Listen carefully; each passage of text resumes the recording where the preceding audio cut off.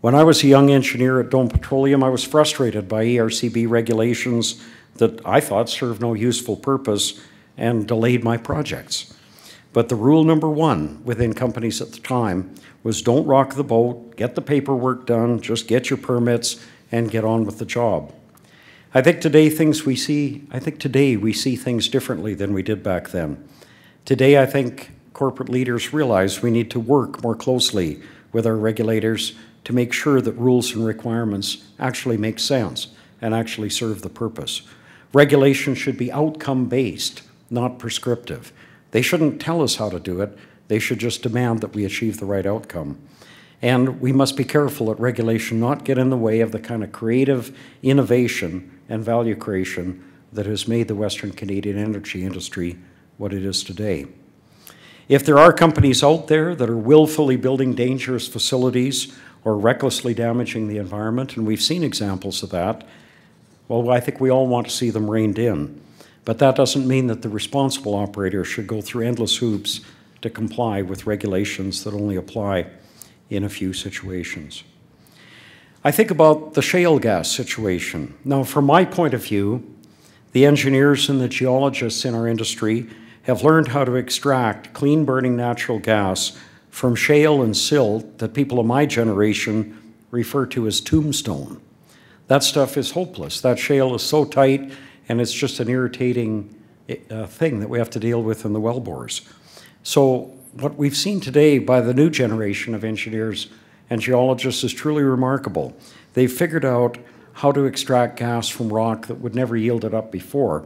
But does the media pay any attention to that? We hear very little on that story. Rather, what we read are endless stories quoting activists who actually don't know what they're talking about.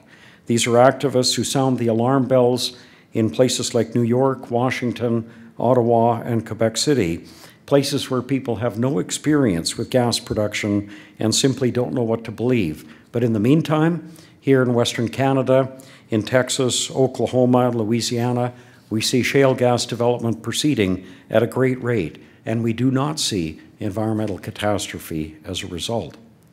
Similarly, we have global warming activists who sound the alarm bells with some of the most egregious hyperbole in history. They demand that internal combustion engines be banned and that coal-fired power plants be shut down, not in due course, but immediately. I don't know what the real agenda of these activists is, but I know their demands don't reflect the reality of running the energy system that keeps North America going. Consider coal-fired power, which supplies about half the electricity that we consume today in North America.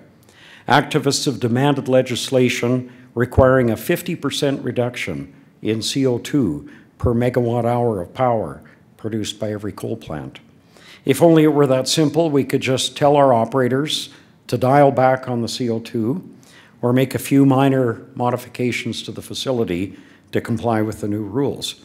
But it's actually not that simple. The only practical way to reduce CO2 emissions from most coal-fired power plants is to get out the bulldozer, knock them down, and replace them with something that's designed to generate electricity with lower emissions. What we need to do is step back, take a look at our power gen fleet, and implement a plan that will shut down old plants as they reach end of life when we've recovered our money's worth out of those plants and replace them with something that is a lot cleaner and a lot more energy efficient. And we can do that, and industry is prepared to do that, but it'll take 20 or 30 years of carefully planned work to accomplish that. Unfortunately, activists continue to publish alarmist opinions masquerading as scientific fact. They demand political action, but the action we've seen so far has not gotten us anywhere, nowhere at all. In fact, the steps taken by most governments, edicts to reduce CO2, penalties applied to industry, charges for CO2 emission, have actually been counterproductive because they drain the capital that we need to make more significant changes longer term. So those are the two themes that I really wanted to take a few minutes to share with you and hopefully get you to think about a little bit tonight. To sum up, Western Canada has this extraordinary, impressive record of entrepreneurship and innovation, demonstrated in many industries and most clearly evident in oil and gas. This has led to remarkable economic development in our part of the world, with real prosperity for the people who live here and for our children who grow up here, and without horrendous or permanent damage to the environment. We enjoy one of the highest standards of living anywhere on Earth, and we live in one of the most beautiful environments anywhere. Our federal and provincial governments do appreciate today the value of entrepreneurship and innovation, and I commend both the Alberta government and the federal government for the work they're doing, moving in the right direction on income tax rates and fiscal responsibility.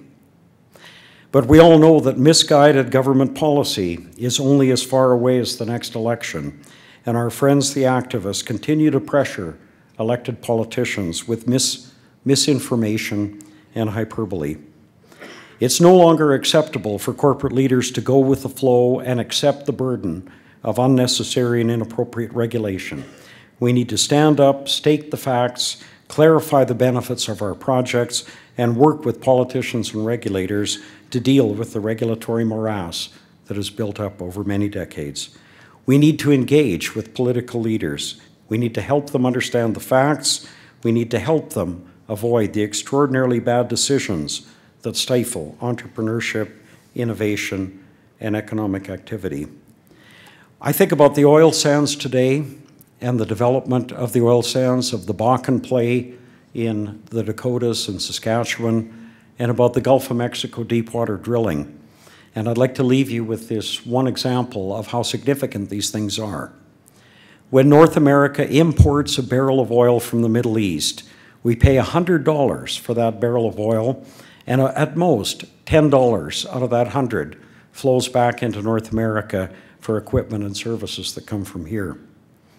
When North America produces its own barrel of oil, about $80 out of the 100 flows back to North American service and equipment providers.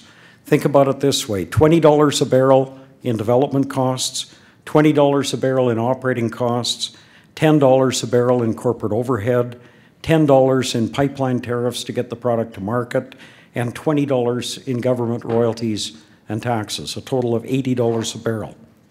So when we produce our own oil here in North America, we generate direct spending on our continent of at least $70 a barrel more than when we import that barrel from overseas. On 1 million barrels a day, the direct flow back is $25 billion annually. And applying a typical GDP multiplier of 4 times, the GDP impact is $100 billion a year from the domestic production of 1 million barrels a day. So Alaska, the oil sands, the Bakken, and the Deepwater Gulf have the potential to contribute between 5 and 10 million barrels a day of incremental oil for North America. If North America wants jobs, and clearly that's a priority today, I see no better opportunity than self-sufficiency in energy production. The resource base is here. We've developed the technology here in Alberta and across North America, and we know what needs to be done. So I'd like to thank you all for attending and suffering through my lengthy remarks here. It's wonderful, and it really has been wonderful to see so many good friends, people that I've gotten to know over the years in the industry here tonight.